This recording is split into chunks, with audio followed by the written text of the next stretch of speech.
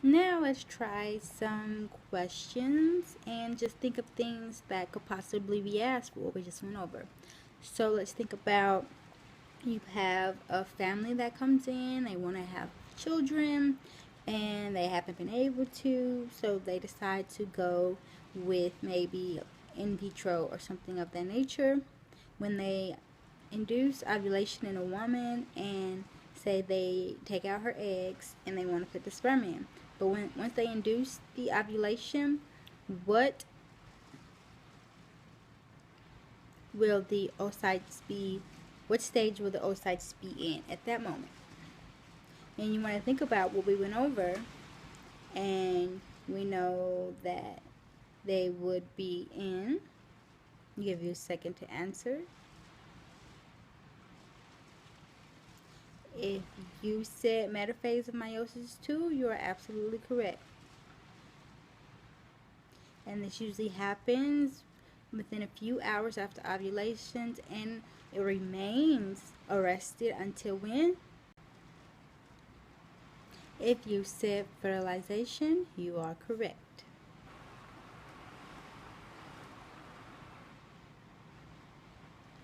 Now, another type of question would be,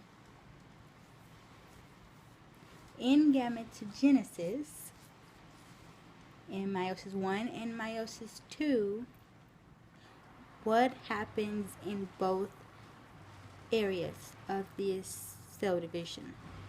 And remember, I gave you a list, I think it was like 5 things that happen in each area. And tell me what you think that is. If you said alignment of chromosomes, you are correct.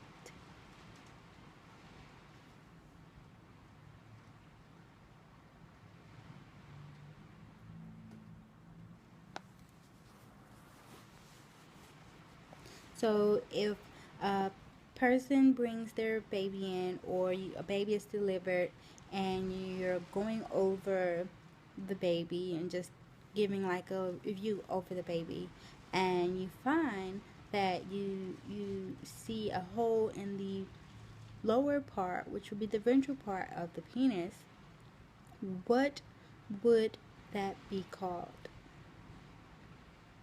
If you said hypospadias, you are correct. Now you have to think about what caused that. What was defective in that child that made this happen to them? If you said low levels of dihydrotestosterone, you are correct.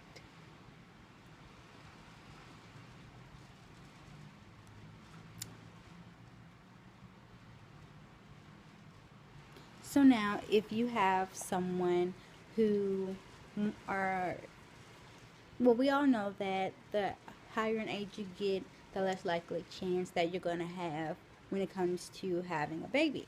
So we know you have 7 billion oocytes, but still, even when you do get to a certain age, it's kind of like they're old and you can still have problems with them.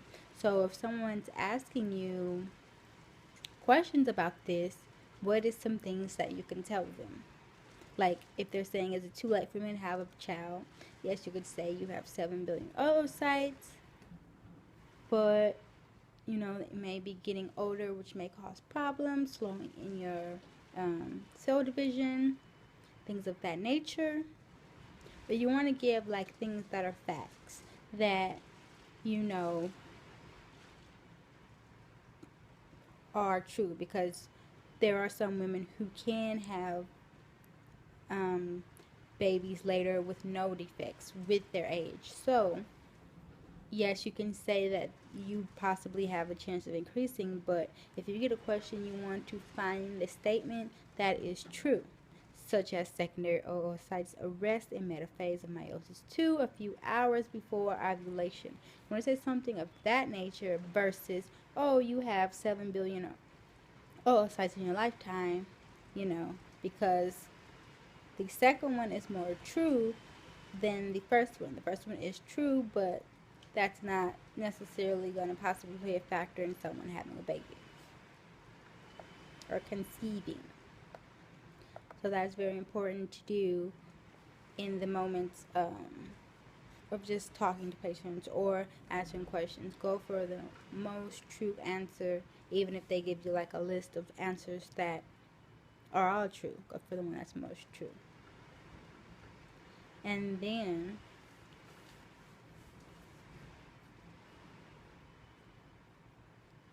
now, a good thing that you can do to help you study is try to link things together. Like, instead of trying to say a whole sentence or how I was doing, I tried to break up things when I was giving you the questions. But what I want you to do is link things together. For example, like defective latex cells go along with defective Wolffian mesonephric duct developmental cells.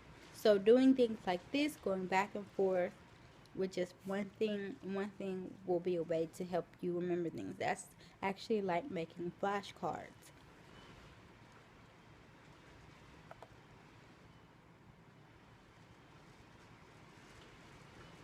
So here's another thing.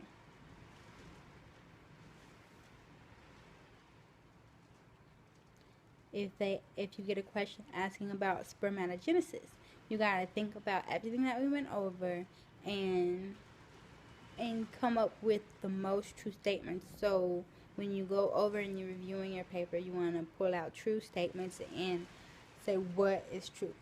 So, for example, one thing you know is true is type A, spermatogonia, undergo mitosis, and continuously develop type B cells. I told you that, and I think I'm just going to say I said it twice, but no, I did not. Well, remember, A makes B, and you might get a question like that.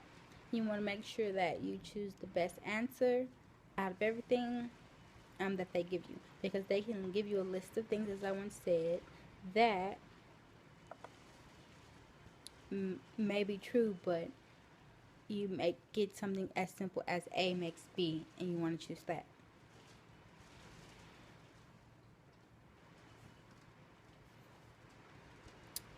Okay, and then here's another example that can go with what we went over today. So if you have a baby that comes in and they are having defects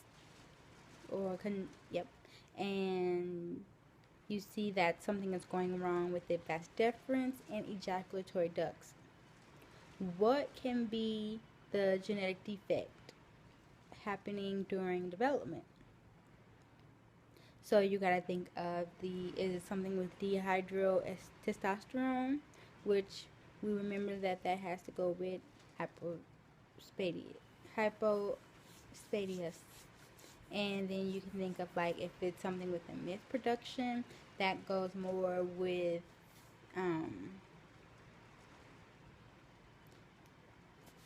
being like a hermaphrodite, which that is not the correct term that you want to use. You want to make sure you use the correct terms, but having ambiguous genitalia, basically. And then would it be something with the sex cords, which that could trick you up because that kind of plays a role in that. But it would be more of the mesonephric ducts, because this is what pairs up with the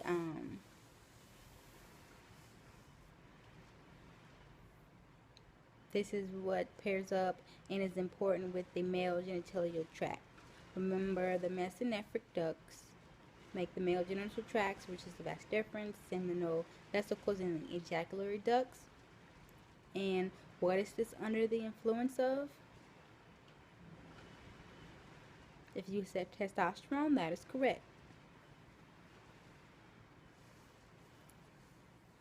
And also, so just say if this, we know that this was a male patient. I didn't say that in the beginning, but just say if this was flipped around and maybe something was going on with the uterus or the female genital tract, what would be the defect there? If you said the paranephric or the Mullerian ducts, then you are correct.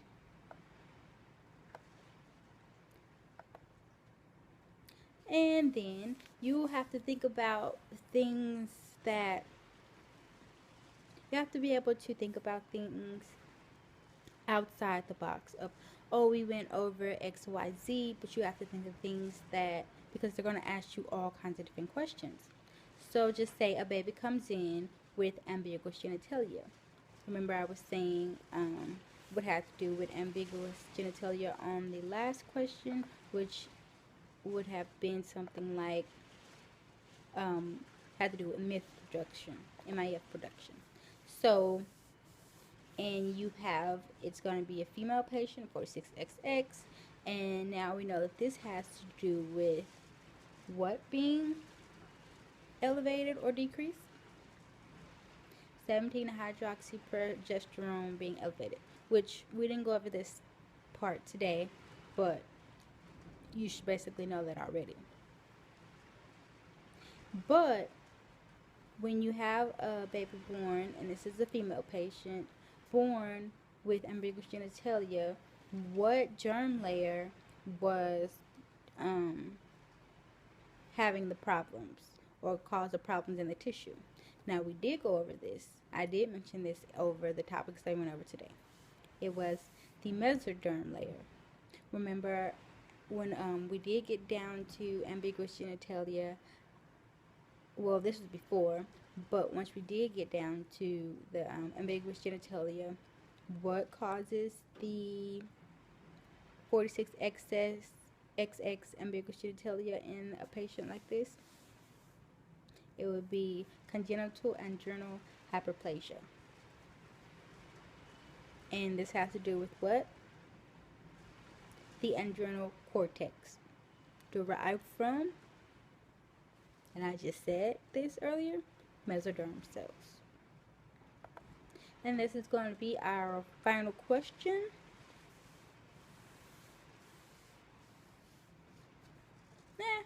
No, that was our final question. So I hope that you enjoyed the video, and I hope this was very helpful to you. And I hope that you subscribe and leave comments and come back and watch in the future. And you can even give ideas for future videos. I'm trying to be your virtual study partner. So anything that you post or want to talk about, you have to just let me know, and then we can do this together. I want to play games. I want to do like follow me. Like I'll say something and then you just repeat after me. I want to do go over questions just as I just did. And I feel like these things, even though we're not together, I know that a lot of people study and they study in their heads and they do all of these things and then they still have a hard time. And I think one reason is because they never get to speak things out or find a good study group for them. So if I am your virtual study buddy, then you can do this on your time when you want to. Just say if you just went over this topic, then you could click over to the blog or click over to YouTube and be like, okay, she's going to leave spaces for me to fill in the blanks out loud, and I want this to be very helpful. Hope you enjoyed. Hope you tune into the future. Don't forget to subscribe below. Have a good day.